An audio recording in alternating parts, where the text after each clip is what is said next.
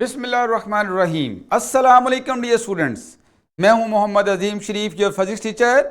और dear students, हमने आज जो नॉलेज स्टार्ट करना है वो है हमारा 4.5 नॉलेज। और 4.5 नॉलेज में जो टाइटल है वो है conservation of angular momentum and its application. तो इसमें हमने एंगुलर मोमेंटम की कंजर्वेशन को अंडरस्टैंड करना है और फिर उसकी आगे एप्लीकेशंस को भी अंडरस्टैंड करेंगे। और जो एसएलओ कवर होना है वो एसएलओ भी यहां पे मेंशन है, state and apply the law of conservation of angular momentum. एक तो हम इसको स्टेट करेंगे और फिर अप्लाई करने के हवाले से कि इसको एप्लीकेशन पे चेक करेंगे कैसे इसको अप्लाई किया जाता है, और फिर न्यूमेरिकल प्रॉब्लम भी इसमें देखे जा सकते हैं। इसके अलावा इसमें अप्लाई कहां पे करना है, illustrate the application of conservation of angular momentum. किन एप्लीकेशन में? इन रियल लाइफ में कौन कौन सी एप्लीकेशन देखनी है? फ्लाईव्हील के अंदर जो कि एनर्जी को स्टोर करती है, इसके अलावा जायरोस्कोप के अंदर जो कि नेविगेशन सिस्टम में इस्तेमाल किया जाता है, और इसके अलावा हमने आई स्कैटर जो है उसको भी देखेंगे। तो तीन मेजर एप्लीकेशन जो है based on law of conservation of angular momentum, इनको हम अंडरस्टैंड करेंगे। तो बेटा अभी जो है वो हम स्टार्ट करते हैं यहां पे प्रिंसिपल ऑफ कंजर्वेशन ऑफ। अच्छा, इससे पहले एक पॉइंट हम अंडरस्टैंड करते हैं, एक स्लाइड ऐड कीजिएगा। लास्ट लेक्चर में बेटा हमने एक पॉइंट अंडरस्टैंड किया था। वो पॉइंट क्या था कि किसी भी ऑब्जेक्ट के ऊपर जब टॉर्क एक्ट करता है, एक्सटर्नल टॉर्क, तो ये एक्सटर्नल टॉर्क क्या करेगा, ये उस रोटेटिंग ऑब्जेक्ट के एंगुलर मोमेंटम को चेंज करेगा। अब एंगुलर मोमेंटम की मैग्नीट्यूड भी होती है, डायरेक्शन भी है, क्योंकि एक वेक्टर है। इसकी टॉर्क का काम क्या है, इसकी मैग्नीट्यूड को भी चेंज कर सकता है और डायरेक्शन को भी चेंज कर सकता है। अच्छा, अब जो एंगुलर मोमेंटम है होता किस तरफ है? It is always along the axis of rotation.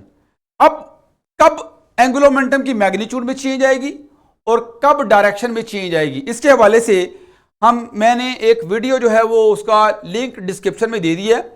आप उसको देखोगे तो वहां पे आपको पता चल जाएगा कि एंगुलर मोमेंटम की मैग्नीट्यूड को टॉर्क कब चेंज करेगा और उसकी डायरेक्शन को कब चेंज करता है। थोड़ा सा आइडिया मैं यहां पे दे भी देता हूं कि अगर हमारे पास जो टॉर्क है अगर वो एक्सिस के अलोंग ही हो, एंगुलर मोमेंटम तो होता ही along the axis of rotation है, और अगर हमारा टॉर्क भी along the axis of rotation हो, तो ऐसे केस में जो टॉर्क है वो एंगुलर मोमेंटम की मैग्नीट्यूड को चेंज करेगा। उसको इंक्रीज भी कर सकता है और उसको डिक्रीज भी कर सकता है। और दूसरी बात, अगर हमारा जो टॉर्क है वो एंगुलर मोमेंटम यानी एक्सिस के परपेंडिकुलर हो, अगर एंगुलर टॉर्क जो है वो क्या हो, एक्सिस ऑफ रोटेशन के परपेंडिकुलर हो। जैसे फर्स्ट करो ये एक्सिस है और हमें पता है एंगुलर मोमेंटम एक्सिस के लॉन्ग है, और अगर टॉर्क हमारे पास इस तरह से लग रहा है, तो अब ये टॉर्क क्या करेगा, ये एंगुलर मोमेंटम की जो डायरेक्शन है जो कि एक्सिस के लॉन्ग है उसकी ओरिएंटेशन को चेंज कर देगा, यानी उसकी डायरेक्शन को चेंज कर देगा। इस तरह से एंगुलर मोमेंटम की डायरेक्शन को चेंज करना हो तो हमें टॉर्क कैसे अप्लाई करना पड़ेगा, हमें टॉर्क को एक्सिस ऑफ रोटेशन के परपेंडिकुलर अप्लाई करना पड़ेगा। खैर ये तो मैं जरा जनरल बातें कर रहा हूं कि टॉर्क जो है वो एंगुलर मोमेंटम को चेंज कर सकता है by changing its magnitude, by changing its direction, उसकी डायरेक्शन को तब्दील करके भी और मैग्नीट्यूड को चेंज करके भी। अब हम बात करते हैं यहां पे कि ये जो रिलेशन में लिखा है, इसमें अगर किसी सिस्टम के ऊपर एक्सटर्नल टॉर्क की वैल्यू जीरो कर दें, अगर एक्सटर्नल टॉर्क हम यहां पे जीरो कर दें, तो तब हमारे पास जो delta L over delta T है ये किसके इक्वल आता है, इसको देखते हैं। ये भी जीरो हो जाएगा। Delta L over delta T किसके बराबर है, टॉर्क के इक्वल है, तो यहां पे इसको जीरो कर देते हैं। और डेल्टा टी अगर उधर ले जाएं तो डेल्टा एल की वैल्यू हमारे पास जीरो बनेगी। और डेल्टा एल बेसिकली क्या है, चेंज इन एंगुलर मोमेंटम। और चेंज कैसे निकालते हैं, final angular momentum minus initial angular momentum, तो ये चेंज जीरो है, डेल्टा एल जीरो का मतलब change in angular momentum zero है। और यहां से हम देख सकते हैं कि हमारे पास जो रिजल्ट आता है वो क्या बता रहा है कि initial angular momentum will be equal to final angular momentum. इसका मतलब क्या है कि एंगुलर मोमेंटम फिक्स हो गया, एंगुलर मोमेंटम कांस्टेंट हो गया। तो फिर हम क्या कंक्लूड कर रहे हैं कि अगर किसी भी सिस्टम के ऊपर एक्सटर्नल टॉर्क की वैल्यू जीरो हो जाए तो उस केस में उस सिस्टम का जो एंगुलर मोमेंटम है दैट विल रिमेन कांस्टेंट। और ये एंगुलर मोमेंटम का कांस्टेंट रहना, इसी को हम कहते हैं कंजर्वेशन ऑफ एंगुलर मोमेंटम। तो अभी हम कंजर्वेशन ऑफ एंगुलर मोमेंटम की स्टेटमेंट की तरफ आते हैं। इस स्टेटमेंट को समझने से पहले हमें आइसोलेटेड सिस्टम का पता होना चाहिए। बेटा उसकी मैंने डेफिनेशन यहां पे लिखी है। आइसोलेटेड सिस्टम बेसिकली एक फिजिकल सिस्टम है, एक ऐसा फिजिकल सिस्टम जो अपने सराउंडिंग के साथ इंटरेक्ट नहीं करता। सराउंडिंग के साथ जब इंटरेक्ट नहीं करेगा तो ऐसे केस में एनर्जी का कोई एक्सचेंज नहीं होगा, मैटर का कोई एक्सचेंज नहीं होगा और ना ही वहां पे कोई एक्सटर्नल फोर्स होगी। तो ऐसे सिस्टम को आप आइसोलेटेड सिस्टम का नाम देते हो। ऐसा सिस्टम जो अपने सराउंडिंग के साथ इंटरेक्ट ना करे और ऐसे केस में ना उसमें कोई मैस एंटर होगी ना लीव होगी, ना कोई एनर्जी एंटर होगी ना लीव होगी और ऐसे ही ना उसके ऊपर कोई एक्सटर्नल फोर्स होगी। ऐसे सिस्टम को आप आइसोलेटेड सिस्टम का नाम देते हो। अब हम आते हैं कि रोटेशनल डायनामिक्स के अंदर जब आप आइसोलेटेड सिस्टम की बात करते हो तो वो कैसे करेंगे। बेटा ऐसा सिस्टम जिसके ऊपर एक्सटर्नल टॉर्क की वैल्यू जीरो हो जाए, ऐसा सिस्टम जिसपे एक्सटर्नल टॉर्क जीरो हो जाए, उस सिस्टम को आप आइसोलेटेड सिस्टम कह सकते हो इन रोटेशनल डायनामिक्स।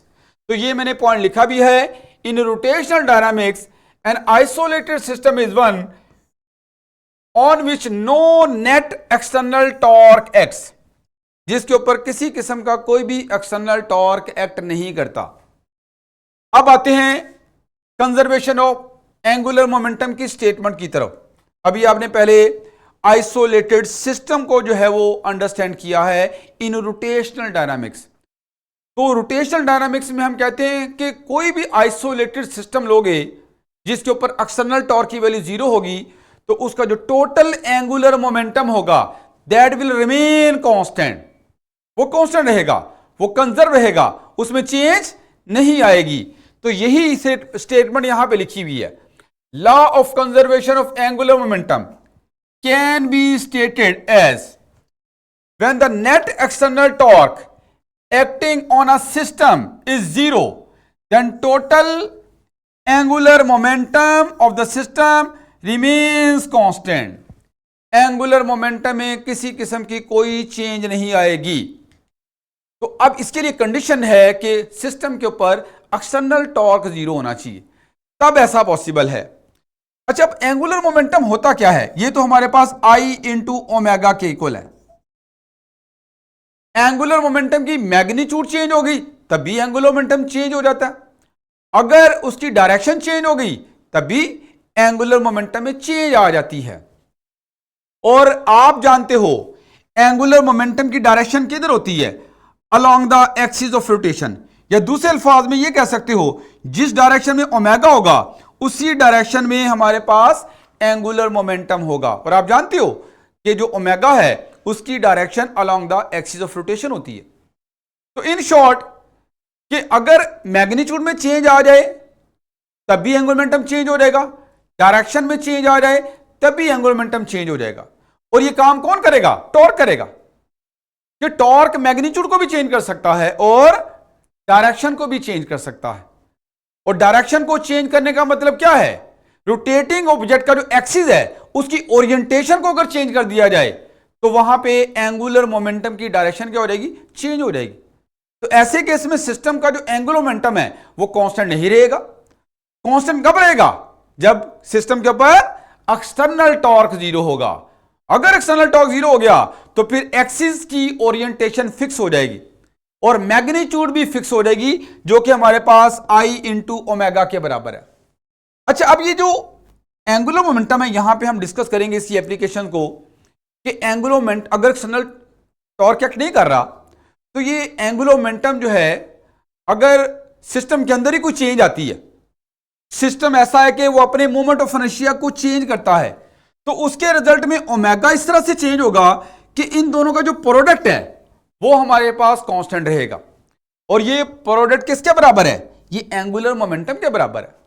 तो एंगुलर मोमेंटम के कंजर्वेशन, मैग्नीट्यूड कंजर्वेशन, अभी डायरेक्शन कंजर्वेशन की बात नहीं कर रहा, मैग्नीट्यूड कंजर्वेशन के लिए क्या जरूरी है कि आई और ओमेगा का जो प्रोडक्ट है वो क्या रहे?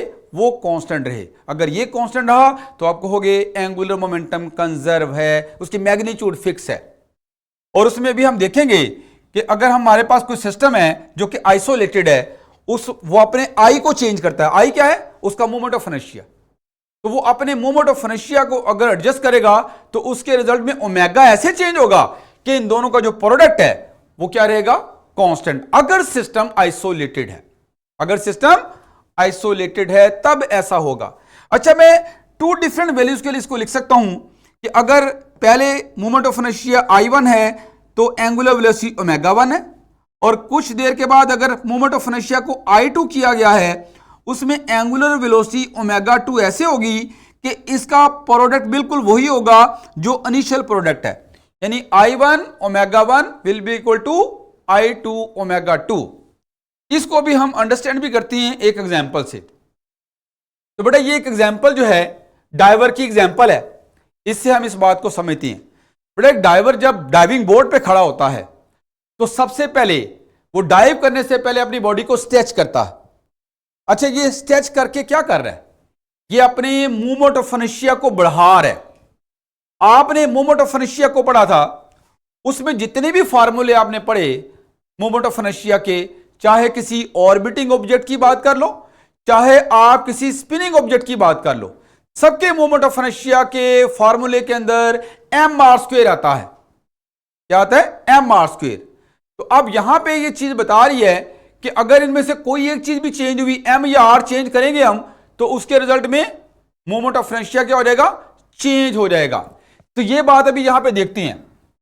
बेटा मुझे बताएं कि अगर मैं कहता हूं कि ये रोटेट करना चाहे अपने सेंटर ऑफ ग्रेविटी के अबाउट, तो बेटा इस बच्चे का जो सेंटर ऑफ ग्रेविटी वो क्या लेंगे?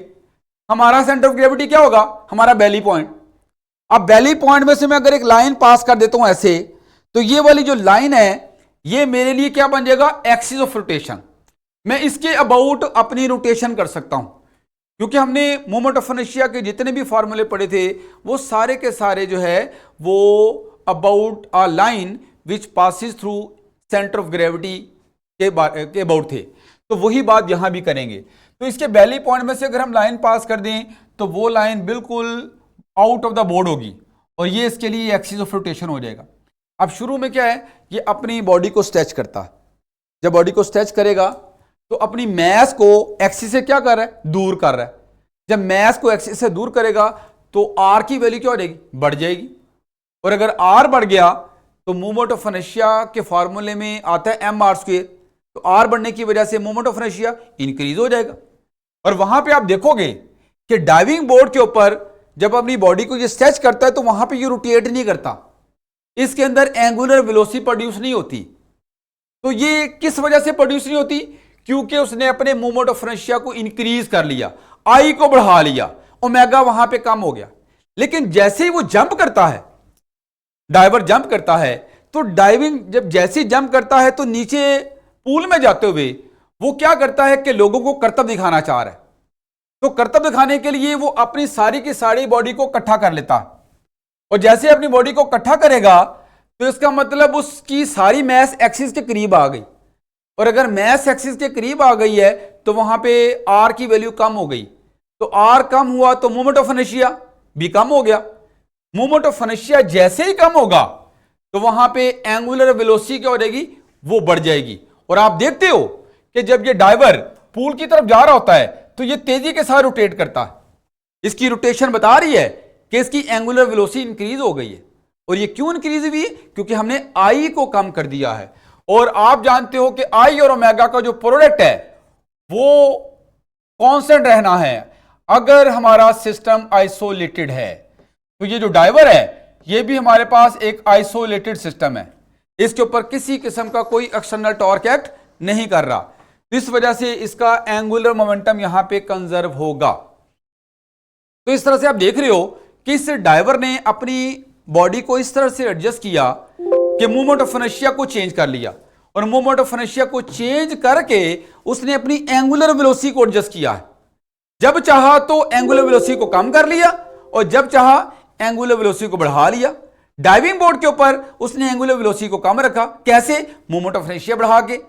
और जब जंप कर लिया तो वो एक्स्ट्रा समरसॉल्ट लेना चाह रहा था, कलाबाजियां खाना चाह रहा था, तो उसने क्या किया? अपने मोमेंट ऑफ इनर्शिया को कम कर दिया, और मोमेंट ऑफ इनर्शिया को कम किया तो एंगुलर वेलोसिटी उसकी बढ़ गई। तो एक चीज अगर बढ़ेगी दूसरी कम हो जाएगी, इस तरह से कि इन दोनों का जो प्रोडक्ट है वो क्या रहेगा? कांस्टेंट। तो बेटा इस चीज को हम एक सिमुलेशन से भी देखते हैं। जरा सिमुलेशन ऑन कीजिएगा। बेटा ये हमारे पास एक डिस्क है, ठीक है, और उसके ऊपर एक पर्सन भी हमने बिठाया हुआ है। हम यहां पे ऑर्बिटिंग ऑब्जेक्ट के मूवमेंट ऑफ इनर्शिया के हवाले से भी बात कर लेंगे, और पूरी जो स्पिनिंग ऑब्जेक्ट है, ये पूरी की पूरी डिस्क प्लस पर्सन, ये सारा एक स्पिनिंग सिस्टम बन गया, इसके मोमेंट ऑफ इनर्शिया को भी देखेंगे, और इसकी बेस पे हम एंगुलर वेलोसिटी को चेक करेंगे। जब मोमेंट ऑफ इनर्शिया को चेंज करेंगे तो एंगुलर वेलोसिटी चेंज होगी, इस तरह से चेंज होगी कि इन दोनों का जो प्रोडक्ट है वो क्या रहेगा? कांस्टेंट। तो अभी आइए हम देखते हैं कि शुरू में ये कुछ पैरामीटर्स गिवन हैं, ये जरा आप एक दफा देख लें। इसमें हमारे पास सबसे ऊपर लिखा हुआ है रेडियस ऑफ सिलेंडर, ये सिलेंडर का रेडियस है, इसे सिलेंडर कहा हुआ है। वैसे तो ये शेप डिस्क लाइक है तो इसे सिलेंडर भी कह रहे हैं। तो रेडियस ऑफ सिलेंडर है, फिर radius of a person path, ये जो पर्सन है इसका सेंटर से जो डिस्टेंस है उसे आप कहोगे रेडियस ऑफ पर्सन पाथ, और इसके बाद मैस ऑफ पर्सन, पर्सन की मैस भी यहां पे गिवन है, और फोर्थ वन पैरामीटर क्या है? मैस ऑफ सिलेंडर है, मैस ऑफ सिलेंडर। तो पहले हम बात कर लेते हैं यहां पे ऑर्बिटिंग ऑब्जेक्ट के लिहाज से। आप मुझे बताओ एंगुलर मोमेंटम का फॉर्मूला जो है वो हमने पढ़ा हुआ है L = I ओमेगा, और I यहां पे अगर ऑर्बिटिंग ऑब्जेक्ट हो तो I क्या लेंगे? mr², और अगर स्पिनिंग ऑब्जेक्ट होगा तो फिर उसके अकॉर्डिंगली हमने डिफरेंट स्पिनिंग ऑब्जेक्ट के मोमेंट ऑफ इनर्शिया के फॉर्मूले पढ़े में वो यूज करेंगे, लेकिन ऑर्बिटिंग ऑब्जेक्ट के लिए एक ही फॉर्मूला है, वो है mr²। तो इस तरह से अगर मैं L = I ओमेगा का फॉर्मूला अप्लाई करता हूं तो ऑर्बिटिंग ऑब्जेक्ट के लिए I की जगह पे क्या रहेगा? mr², और साथ आ गया ओमेगा। फॉर्मूला क्या बन गया? mr² omega. mr² orbiting object का मोमेंट ऑफ इनर्शिया है। तो वो भी देखते हैं। बेटा ये जो हमारा पर्सन है, ये इसको हम ऑर्बिटिंग ऑब्जेक्ट के तौर पर लेते हैं। तो बेटा अभी ये बिल्कुल एज पे है, हम अगर इसका जो रेडियस है, इसके पाथ का रेडियस, उसको अगर हम कम कर दें तो कम करने से क्या होगा कि ये थोड़ा करीब हो जाएगा। तो जैसे ये करीब होगा, सपोज करो हम इसको कर देते हैं यहां पे 3 के करीब, चलो 3 इतना कर लेते हैं। हमने जो पर्सन है उसको एक्सिस के करीब कर लिया, और इसका जो मोमेंट ऑफ इनर्शिया है mr², वो क्या होगा? उस पर क्या फर्क पड़ेगा? वो कम होगा या ज्यादा होगा? वो हमारे पास कम हो जाएगा। और अब अगर मोमेंट ऑफ इनर्शिया कम होगा तो एंगुलर मोमेंटम कंजर्वेशन लॉ क्या कहता है कि उसकी एंगुलर वेलोसिटी क्या हो जाएगी? वो हमारे पास ज्यादा हो जाएगी। पहले तो इसको यहां पे चेक करते हैं ना, यहां पे अगर इसको चलाएं तो आपको यहां पे जो है इसकी रोटेशन नजर आ रही है। आपने इसकी ऑर्बिटल मोशन को देखना है, इसका जो ओमेगा है वो आपको ऑब्जर्व करना है, और यहां पे इसकी वैल्यू लिखी भी हुई है। इसकी वैल्यू कितनी लिखी हुई है? 1 रेडियन पर सेकेंड, 1 रेडियन पर सेकेंड। अब हम क्या करते हैं? इसके पाथ का रेडियस कम करते हैं। हम इसको ले आते हैं, सपोज करो कि हमने इसको 3 पे कर लिया है। आप मुझे बताएं, हमने मोमेंट ऑफ इनर्शिया क्या कर दिया? कम कर दिया। अब एंगुलर वेलोसिटी की वैल्यू पहले कितनी थी? 1। अब जब आप इसको रोटेट करोगे तो आपको ये नजर आ रहा है कि अब इसकी ऑर्बिटल मोशन फास्ट हो गई है, इसका ओमेगा बढ़ गया। आई कम किया, ओमेगा इंक्रीज हो गया, लेकिन आई और ओमेगा का जो प्रोडक्ट है वो क्या रहेगा? कांस्टेंट। और ये चीज किसको डिफाइन करती है? एंगुलर मोमेंटम को, कि एंगुलर मोमेंटम कंजर्व हो रहा है ऑर्बिटिंग ऑब्जेक्ट का। मैंने यहां पे भी रेडियस चेंज किया है, मैथ के थ्रू भी आप इसका मोमेंट ऑफ इनर्शिया चेंज कर सकते हो। पर्सन की मैच चेंज कर लो, क्योंकि मोमेंट ऑफ इनर्शिया का फॉर्मूला क्या है, M R square. M change करो या आर चेंज करो। अभी मैंने आर चेंज किया था, ठीक है। अब मैं एम को भी चेंज करके देख लेते हैं। एम की वैल्यू हम थोड़ी सी बढ़ा लेते हैं। फर्ज करें यहीं पे अगर मैं एम की वैल्यू, बल्कि इधर आपको चेंज करना पड़ेगा, ये मैंने एम की वैल्यू पहले कितनी थी, 50 थी, अब मैंने तकरीबन 100 कर दी। अब मुझे बताएं कि यहां पे अगर मैं मैस को बढ़ाऊंगा तो मोमेंट ऑफ इनर्शिया क्या हो गया, बढ़ जाएगा। मोमेंट ऑफ इनर्शिया बढ़ेगा तो एंगुलर वेलोसिटी कम हो गई। यहां पे थी 1.46, अब वैल्यू कितनी आ रही है, 1.12 आ रही है। चेक भी कर सकते हो कि अब यहां पे इसकी एंगुलर वेलोसिटी कम हो जाएगी। तो मोमेंट ऑफ इनर्शिया बढ़ाने से ओमेगा कम होगा, मोमेंट ऑफ इनर्शिया कम करने से ओमेगा बढ़ेगा। ये तो मैंने एक ऑर्बिटिंग ऑब्जेक्ट के एंगुलर मोमेंटम की कंजर्वेशन को बयान किया है। अब जरा स्पिनिंग ऑब्जेक्ट, पूरा जो सिस्टम है इसको देखना है। उस सिस्टम में वैसे पर्सन भी है, लेकिन अब मैं डिस्क के पैरामीटर्स को चेंज करूंगा। तो डिस्क के पैरामीटर्स को चेंज करने के लिए मैं इनको दोबारा जो है वो ओरिजिनल वैल्यू पे लेके आ रहा हूं। ये हमारे पास डिस्क का जो डिस्क है या सिलेंडर है उसका रेडियस है। अगर मैं इस रेडियस को कम करूंगा तो बताओ रेडियस कम होने से मोमेंट ऑफ इनर्शिया पे क्या फर्क पड़ेगा। मोमेंट ऑफ इनर्शिया हमारे पास, मोमेंट ऑफ इनर्शिया रेडियस के कम होने से कम हो जाएगा, और मोमेंट ऑफ इनर्शिया कम हो गया तो एंगुलर वेलोसिटी बढ़ेगी। वो भी चेक कर लेते हैं। मैं यहां पे सिलेंडर के मोमेंट ऑफ इनर्शिया को 3 पे ले आता हूं। अच्छा, पहले जरा चेक कर लें कि इस वक्त एंगुलर वेलोसिटी हमारे पास 1.44 रेडियन पर सेकेंड है, ठीक है। अब मैं क्या करता हूं कि इस वैल्यू को ले आता हूं, 3 पे ले आता हूं, ठीक है। अब जैसे 1 पॉइंट समथिंग थी, अब कितनी हो गई, 2.69 रेडियन पर सेकेंड। यानी मैंने ओवरऑल सिस्टम का आर कम किया, और आर कम करने से मोमेंट ऑफ इनर्शिया कम हो गया, और मोमेंट ऑफ इनर्शिया कम हुआ तो एंगुलर वेलोसिटी बढ़ गई। इसको चेक भी कर सकते हो। तेज मूव करना शुरू हो गया, फास्ट रोटेट करना शुरू हो गया, एंगुलर वेलोसिटी बढ़ गई है। तो बेटा इसी तरह से अब दोबारा इसकी वैल्यू को मैं उधर ले आता हूं। अब मैं क्या करता हूं कि यहां पे मैस ऑफ सिलेंडर को चेंज करके देख लेते हैं। सिलेंडर की मैस चेंज करने से क्या फर्क पड़ेगा। अभी इस सिचुएशन में ओमेगा की वैल्यू 1 रेडियन पर सेकेंड है। अब मैं अगर मैस बढ़ा दूं तो बेटा मैस बढ़ने से मुझे बताओ क्या होगा, क्योंकि जितने भी मोमेंट ऑफ इनर्शिया के फार्मूले हैं उनके अंदर मैस बढ़ने से मोमेंट ऑफ इनर्शिया बढ़ेगा। तो मोमेंट ऑफ इनर्शिया बढ़ा तो ओमेगा क्या हो गया, कम हो गया। और ये आप यहां पे चेक भी कर सकते हो, स्लो हो जाएगा। तो आप देख रहे हो कि इसकी जो रोटेशन है वो स्लो हो गई। तो इन शॉर्ट आपने देखा कि मोमेंट ऑफ इनर्शिया बढ़ाने से ओमेगा कम हो रहा है ताकि एंगुलर मोमेंटम कंजर्व रहे, और अगर मोमेंट ऑफ इनर्शिया को कम करते हो तो ओमेगा बढ़ रहा है ताकि एंगुलर मोमेंटम कंजर्व रहे। एंगुलर मोमेंटम के कंजर्व होने का मतलब है आई और ओमेगा का जो प्रोडक्ट है वो कांस्टेंट रहे, और ये उस वक्त होगा जब सिस्टम के ऊपर एक्सटर्नल टॉर्क की वैल्यू 0 होगी। तो बेटा ये हमने एंगुलर मोमेंटम कंजर्वेशन लॉ को अंडरस्टैंड किया। बाकी इसकी एप्लीकेशन की बात हम इंशाल्लाह नेक्स्ट लेक्चर में करेंगे।